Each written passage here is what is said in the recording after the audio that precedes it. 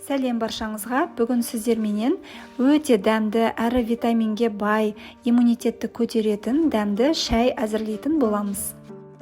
Сол себепті каналымнан алыстамай, менімен бірге аяғына дейін болыңыздар, және де каналымды қолдап, лайк басып, комментарий жазып отыруды ұмытпаңыздар.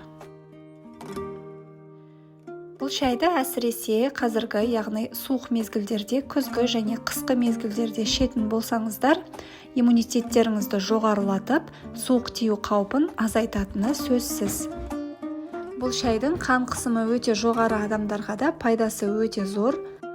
Сондай-ақ бұл шай ағзадағы холестерин мөлшерін азайтып, ағзаның қорғаныс күшін арттыруға көмектеседі. Артық салмақпен күресіп жүрген жандарға да пайдасы өте зор. Бұдан да басқа цитрус жемістерінің пайдасының өте мол екенін білетін боларсыздар. Сонымен қатар қарсы көрсетілімдері де бар екенін ескеру қажет.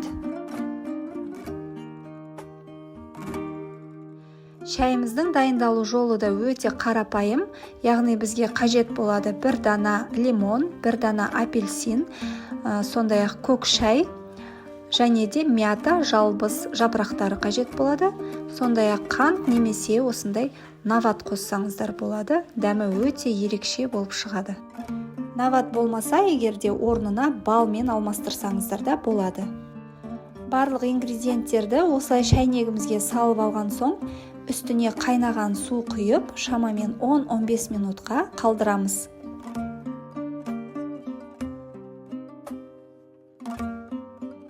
Құрметті менің көрермендерім, егер рецепт сіздерге пайдалы болса, міндетті түрде жасап көріңіздер.